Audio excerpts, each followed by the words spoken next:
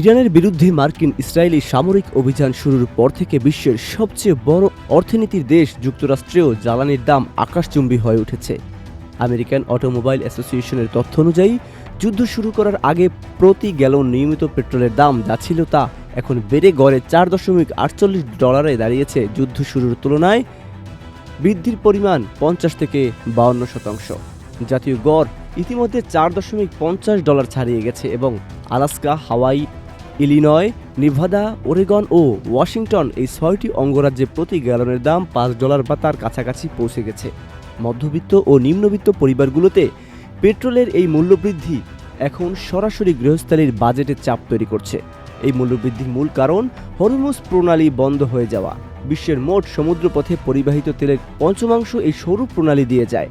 প্রণালীতে তেলের ট্যাঙ্কার আটকে যাওয়ায় বৈশ্বিক তেল সরবরাহ মারাত্মকভাবে সংকুচিত হয়েছে। মার্চের শুরুতেই ব্রেন্ট ক্রুড 15% লাফিয়ে ব্যারেল প্রতি $83 পৌঁছে যায়। 31 মার্চ পেট্রোলের দাম প্রথমবারের মতো $4 ছাড়িয়ে গেছে, যা 2023 সালের শেষের পর সর্বোচ্চ। এরপর থেকে দাম আর নামেনি, বরং প্রতি সপ্তাহেই নতুন উচ্চতায় পৌঁছাচ্ছে। গত এক সপ্তাহেই গ্যালন প্রতি দাম বেড়েছে 31 সেন্ট।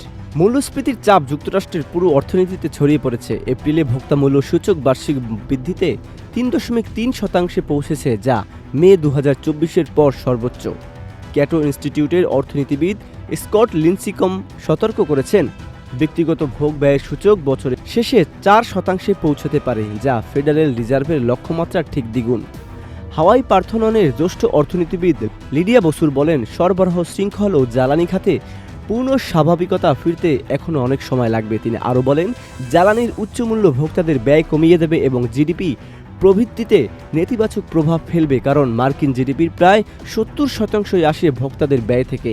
যুদ্ধের অর্থনৈতিক ধাক্কা শুধু যুক্তরাষ্ট্রে সীমাবদ্ধ নেই, সারা বিশ্বে ছড়িয়ে পড়েছে। কাতারের রাস লাফান শিল্প এলাকায় ড্রোন হামলায় দেশটির এলএনজি উৎপাদন ক্ষমতা 17% কমে গেছে এবং এই ক্ষতি পুরোপুরি সারাতে 3 থেকে 5 বছর লাগতে পারে বলে জানানো হয়েছে। এর প্রভাবে এশিয়ায় এলএনজি স্পট মূল্য 140% বেশি বেড়ে গেছে। কাতার ইতিমধ্যে তার ক্রেতাদের সঙ্গে করা চুক্তিতে ফোর্স মেজার ঘোষণা করেছে। উপসাগরীয় অঞ্চলের দেশগুলো তাদের মোট খাদ্যের 70% আমদানি করে হরমুজ প্রণালীর মাধ্যমে। প্রণালী বন্ধ থাকায় এই দেশগুলোতে তীব্র খাদ্য নিরাপত্তার সংকট তৈরি হয়েছে এবং মুদি পণ্যের দাম ব্যাপকভাবে বেড়েছে। এশিয়ার দেশগুলো সবচেয়ে বেশি ক্ষতিগ্রস্ত হয়েছে। হরমুজ দিয়ে যাওয়া তেলের 70%ই যায় চীন, ভারত, জাপান ও দক্ষিণ কোরিয়ায়। পাকিস্তান, বাংলাদেশ ও ভিয়েতনামকে সবচেয়ে ক্ষতিগ্রস্ত দেশের তালিকায় রাখা হয়েছে। ফিলিপাইন জাতীয় জ্বালানি জরুরি অবস্থা ঘোষণা করেছে এবং সরকারি অফিসগুলো সপ্তাহে 4 দিন কাজ করছে। নেপালে গ্যাস সিলিন্ডার পূর্ণ করার সুবিধা অর্ধেক কমিয়ে দেওয়া হয়েছে। মিয়ানমারে জোর বিজোর নম্বর অনুযায়ী গাড়ি চলাচলে বিধিনিষেধ জারি করা হয়েছে। ভারতে মধ্যপ্রাচ্য থেকে আমদানি করা সার কমে যাওয়ায় 3টি ইউরিয়া কারখানার উৎপাদন কমিয়ে দেওয়া হয়েছে, যার প্রভাব পড়তে পারে বৈশ্বিক খাদ্য সরবরাহে। ব্রাজিল তার মোট সারের প্রায় অর্ধেক আনে হরমুজ প্রণালী হয়ে, যার ফলে বিশ্বের 60% সয়াবিন রপ্তানিকারী এই দেশটির কৃষি খাতে বড় ধাক্কা লাগতে পারে।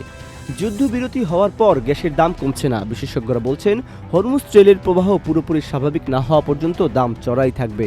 এই অঞ্চল নিয়ে ঝুঁকির ধারণা শিল্পের ভেতরে থেকে যাবে এবং বিমা খরচ বাড়তেই থাকবে। হোয়াইট হাউসের মুখপাত্র ক্রুশ দেশাই দাবি করেছেন, ট্রাম্প সবসময় এটিকে সাময়িক বিঘ্ন হিসেবেই দেখছেন, তবে অর্থনীতিবিদরা বলছেন এই বিঘ্নের দীর্ঘমেয়াদী প্রভাব সাধারণ মানুষের কাঁধেই পড়বে। ইরান যুদ্ধ এখন আর শুধু মধ্যপ্রাচ্যের সমস্যা নয়।